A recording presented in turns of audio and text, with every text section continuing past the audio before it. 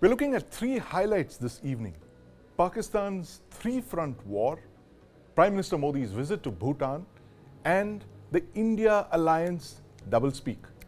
But let's begin with the three-front war that Pakistan is looking at. It's been a rough few days along the Af-Pak border. It started last weekend after deadly Pakistan Taliban raid killed 7 Pakistani soldiers. The Pakistani Air Force struck back. They hit targets inside Afghanistan, and the Taliban then retaliated with cross-border fire. Now, in recent months, Pakistan has exchanged fire with Iran.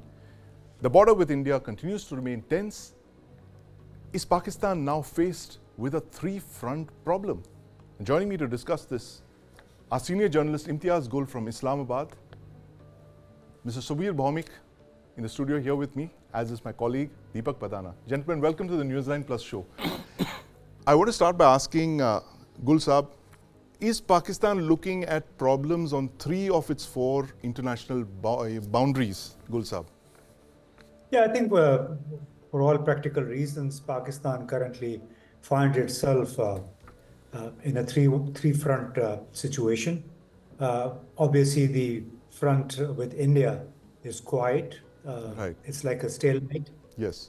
But the front with Afghanistan has been really hot. It has never been this bad, even during President Karzai and President Ashraf Ghani's days, primarily because of the Afghan Taliban's reticence. They continue to be in a state of denial as far as the Tehreek-e-Taliban Pakistan is concerned, which has been inflicting pain on Pakistan. March 16 was again another big day when a lieutenant colonel and a captain beside the 5 others were killed in a deadly suicide attack. It was multiple suicide attacks. So Pakistan has been telling the Afghan Taliban to take care of the TTP, which is living, which is training, sheltering in Afghanistan. Its leaders lives in Kabul with his family. Another leader, Sardar Hafiz Gul Bahadur, lives in the mountains of Kunar. So Pakistan, as far as the western border is concerned, is really in a very tight corner at the moment. 2 or 3 of the border points are also closed following these skirmishes between the 2 security forces. Right, absolutely. And Subir, since you've been covering it for the BBC for decades, you know, this whole, of course, there is the Taliban takeover in 2021. And then you had last year the specter of very large population displacement when the Pakistani state expelled a lot of Afghan refugees who had been there for decades. Now, give us a sense of how this could actually spell instability in the future. I'll first tell you why this is happening. You know, Pakistan has been a military state, a garrison state, as some authors have called it. You leave diplomacy to soldiers, you are asking for trouble. They're not trained for that. Diplomats have to handle diplomacy, politicians have to handle diplomacy. But where in a country where ISI chief or army chief will dictate, you know, what the diplomatic steps should be, this is what happens. That you pick up fights on every front. I'm reminded of a famous observation by an historian about Napoleon, that Napoleon the general set for Napoleon the statesman an impossible task, and the guards perished in the snows of Russia. So, you know, here is a bunch of generals who really don't know anything about diplomacy. They don't have a world picture. They have very narrow tactical outlook of the situation rather than a larger strategic view of the thing. And this is why they picked on fights with everybody. They have a problem with India. It's an ongoing long-term problem. They have a problem with the Afghans. Another thing, the Pakistan state, the ISI, the army, they backed the Taliban, they backed the Mujahideen. But they failed to understand, despite these kind of intimate interaction, the real character of the Afghans. Nobody dictates the Afghans. No one tells they stand up against the British, they stand up against the Russians, they stood up against the Americans. You mean to say they will play footsie with the Pakistanis? No way. Until such time the Durand line is there and this, you know, transborder issues are there, this is going to be a hot spot. And if the Pakistanis think that they have air power and they're going to neutralize the Afghans will precisely do to them what they have done to many other people. You know? These Pakistanis have taught them suicide bombing, they're going to get it back. Iran is also a zealot state, as I would put it. So you pick on a fight with the Revolutionary Guards. Right. You're asking for trouble. Yes. And if Iran decides to, hit back Yes. in a different way, they will start backing the Baloch movement. Right. So Pakistan will have trouble on all fronts. So instead of a plate Yes. with good dishes, you have live crabs, Right. you have live, all kinds of stuffs which you can't eat. Snakes. Right. I'm going to come to you in a minute, Deepak. But Gul Sahab, I'm just reading out a statement by the Taliban spokesperson, Zabihullah Mujahid. Now, he seems to echo what Subir Da here is telling us, that I want to quote what he said, that the Pakistani people and government should stop their military generals from continuing their wrong policies for the benefit of others, as they've been doing for the last 20 years, and spoiling relations between two neighboring Muslim countries. So, the Taliban making a distinction between the people of Pakistan and the Pakistan army. Yeah. Is that the core of the issue between Afghanistan and Pakistan? The fact that they don't want to take orders from the Pakistan military, and there seems to be a falling out there, contrary to what we had expected in 2021. I think you cannot really say anything for definitely about this distinction between the Pakistani people and the military. The Taliban know very well, Yes. and as do our Indian brothers and others, that the military remains a very essential part of Pakistan's political landscape. There is no Right. wishing away. However, when people like Zabihullah Mujahid say this, you should take it with a big pinch of salt. Right. Just because they have been told repeatedly that they cannot, run with the hare, run with the how do you call it? Run with the hound and hunt with the hare. You cannot do this cloak and dagger policy. Repeatedly, despite all the confidence-building measures that Pakistan undertook just to facilitate the lives of Afghans, they have Right. kept sheltering the TTP. Yes. And now Pakistan has drawn a line Right. that until conclusive action Yes. against the TTP, there won't be any going back to relations, the normal relations. Right, absolutely. I'm going to ask you, Gul Sahab, about Hafiz Gul Bahadur, very interesting character, floating, the phantom floating between the Waziristan border. But I'm going to ask Deepak about this. Deepak, 2021, we were discussing the fact that how Pakistan actually said that Afghanistan would be strategic depth for Pakistan, but clearly that doesn't seem to have worked. Why are everyone's calculations on Afghanistan why does it always fail? Whether it's America, whether it's the Soviet Union, and now Pakistan?